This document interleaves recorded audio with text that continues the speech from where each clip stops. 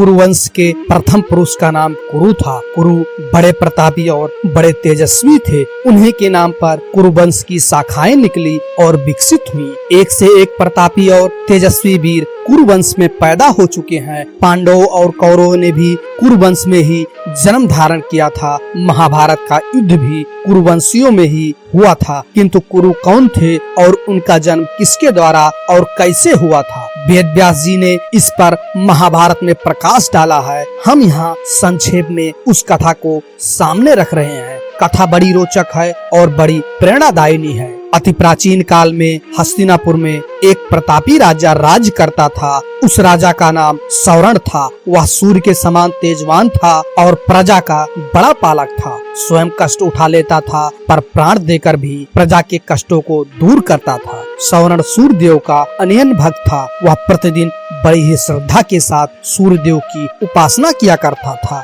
जब तक सूर्य देव की उपासना नहीं कर लेता था तब तक जल का एक घूंट भी कंठ के नीचे नहीं उतारता था। एक दिन सौरण एक पर्वत पर आखेट के लिए गया। जब वह हाथ में धनुष बाण लेकर पर्वत के ऊपर आखेट के लिए भ्रमण कर रहा था तो उसे एक अति सुंदर युवती दिखाई पड़ी। वह युवती सुंदरता के सांचे में ढली हुई थी। उसके प्रत्येक अंग को विधाता ने बड़ी ही रुचि के साथ संवार कर बनाया था। सौरण ने आज तक ऐसी स्त्री देखने की कौन कहे कल्पना तक नहीं की थी। सौरण स्त्री पर मोहित हो गया। सब कुछ भूलकर अपने आप को उस पर निछावर कर दिया। वह उसके पास जाकर त्रिषित नेत्रों से उसकी ओर देखता हुआ बोला, तनवंगी तुम कौन हो? तुम देवी हो, गंधर्व हो या किन्नरी हो? तुम्हें देखकर मेरा चित्त चंचल हो उठा। तुम मेरे साथ गंधर्व विवाह करके सुखोपभोग करो। पर युवती ने सौरण की बातों का कुछ भी उत्तर नहीं दिया। वह कुछ क्षणों तक सौरण की ओर देखती रही, फिर अदृश्य हो गई।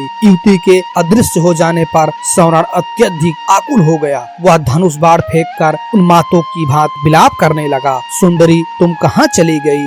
जिस प्रकार सूर्य के बिना कमल मुरझा जाता है और जिस प्रकार पानी के बिना पौधा सूख जाता है, उसी प्रकार तुम्हारे बिना मैं जीवित नहीं रह सकता। तुम्हारे सौंदर्य ने मेरे मन को चुरा लिया है। तुम प्रकट होकर मुझे बताओ कि तुम कौन हो और मैं तुम्हें किस प्रकार पा सकता हूँ। युवती पुनः प्रकट हुई। वह सौरण की ओर देखती हुई बोली, राजन मैं आप पर मुग्ध हूँ, पर मैं अपने पिता की आज्ञा के वश में हूँ। मैं सूर्य देव की छोटी पुत्री हूँ। मेरा नाम तपती है। जब तक मेरे पिता आज्ञा नहीं देंगे मैं आपके साथ विवाह नहीं कर सकी। यदि आपको मुझे पाना है तो मेरे पिता को प्रसन्न कीजिए। युवती अपने कथन को समाप्त करती हुई पुनः अदृश्य हो गई। सौरण पुनः उन्मत्तों की भांति विलाप करने लगा। वह आकुलित होकर पृथ्वी पर गिर पड़ा और तपती तपती की पुकार से पर्वत को ध्वनित करने लगा। सौरण तपती को पुकारते पुकारते धरती पर गिर पड़ा और बेहोश हो गया। जब उसे होश आया तो पुनः तपती याद आई और याद आया उसका कथन, यदि मुझे पाना चाहते हैं तो मेरे पिता सूर्यदेव को प्रसन्न कीजिए। उनकी आज्ञा के बिना मैं आपसे विवाह नहीं कर सकता। सौरण की रंगों में विद्युत की तरंग सी दौड़ उठी। वह मन ही मन सोचता रहा, वह तपती को पाने के लिए सूर्यदेव की आराधना करेगा। उन्हें प्रसन्न करने में सब कुछ भूल जाएगा। सौरण सूर्य देवता की आराधना करने लगा। धीरे धीरे सालों बीत गए। सौरण तप करता रहा। आखिर सूर्यदेव के मन में सौरण की परीक्षा लेने का विचार उत्पन्न हुआ। अगर ये कहानी आपको अच्छी लगती है प्लीज लाइक करें, शेयर करें और इस चैनल को सब्सक्राइब करके अपने भाई का सपोर्ट करें। Thank you. जय माता दी, जय श्री कृष्णा, हर हर महादेव, जय हिंद दोस्तों।